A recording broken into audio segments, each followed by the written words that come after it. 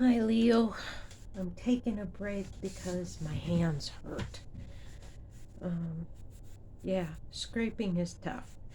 Anyway, so we got the underside of one arm done and the outside of the spindles when the chair is flipped back over onto its rocker feet.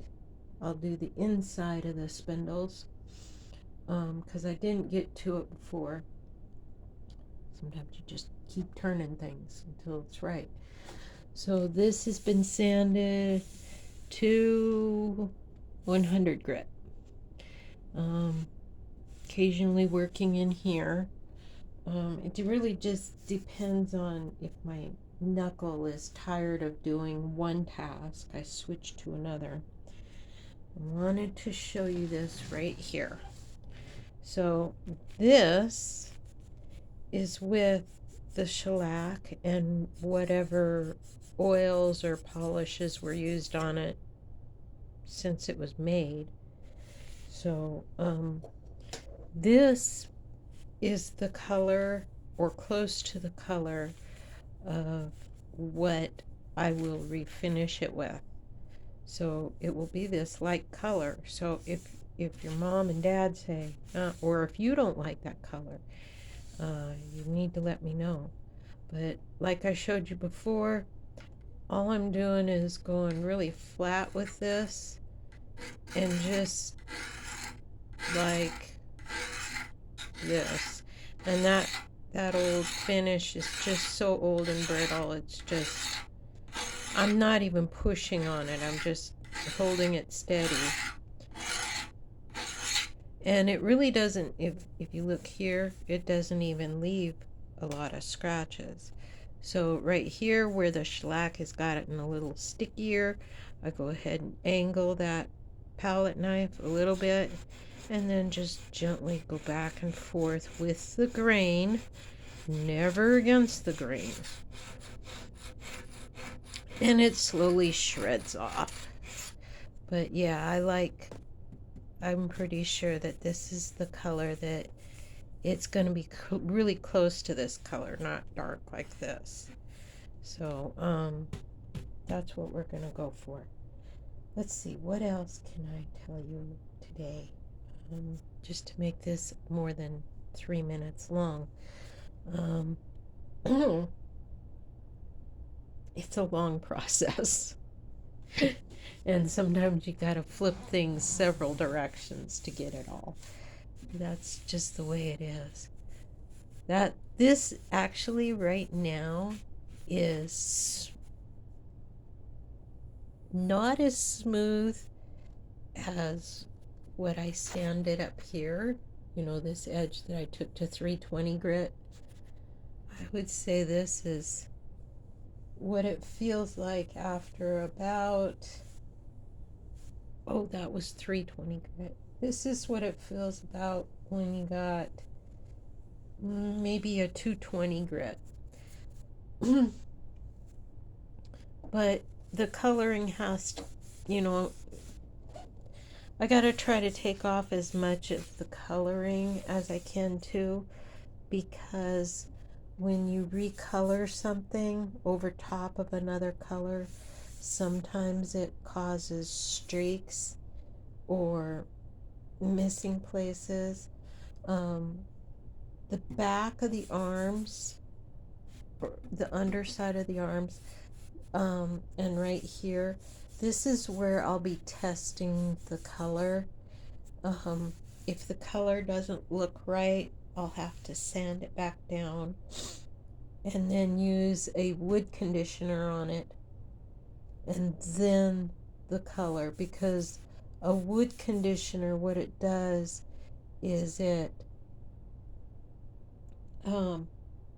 evens out the cell structure, whether it's dry or moist, in the wood so that the coloring becomes more even and adheres better. It soaks in better. But, you know, I don't want things even, like they're going to look like they're almost painted. You know, to me, wood furniture is wood furniture because of these grain patterns. This is what makes it interesting to me. The other thing is that there's a real history that has to do with maple, and I believe it was 15th or 16th century maple that there was a whole several years where there was extreme cold in Europe, and that's what they made those really special violins out of, was wood that came from those really cold winters, because when it's really cold, even in the summer, the dark grain is tighter than the light grain. The light grain means that summer and winter were mild, and the tree had time to grow really fast. But when it's tight, that means that time was colder. And when I mean tight, I mean thin, and the spaces between are close together. I mean, this might not be interesting to you at all. It's just stuff that I've read about, stuff that I've watched documentaries about. So, you know, I know you don't like to read, but there's some really good stories. And when I mean stories, I mean they can be real life stories, nonfiction, or fiction, that can just teach you the most amazing stuff. One of these days, if I knew you were really interested, I would bring out Joseph Campbell's summary script of all action adventure stories, almost all of them that have ever been written. They all follow a pattern, and when you finally realize that pattern, you're never surprised in a movie.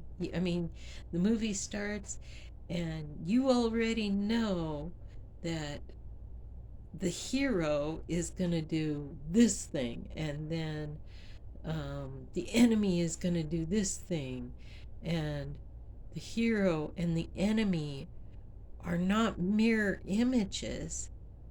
Well, I guess in a way they are, but they are very similar. They have similar experiences, to make, and it was just a choice of what society at the time it was written dictates is the true and correct moral choice. And those choices, those morals, have changed throughout time and history. At one time, it was morally wrong for a man and a woman to get divorced and the women to take the children. The men kept the children. And the law abided by that. If a woman was thrown out of her home by her husband, the children stayed with him. It's just the way it was back then. And even when your great grandma was, and your great grandpa Leo were young, my mom could not open a checking account because she was married. She had to have him on the checking account. And I think it was not until the 70s about after I was born that those rules finally changed, and um, women who were married could open individual savings or checking accounts with their name alone. So, you know, times change and viewpoints change. Anyway, how I go from the color of wood to these weird little discussions is beyond me, other than I'm going to blame ADD. So, this is 10 minutes long, probably longer than what you want to watch. I just wanted to give you kind of an update about what was going on, and we'll do this again later. Have a good day. Bye.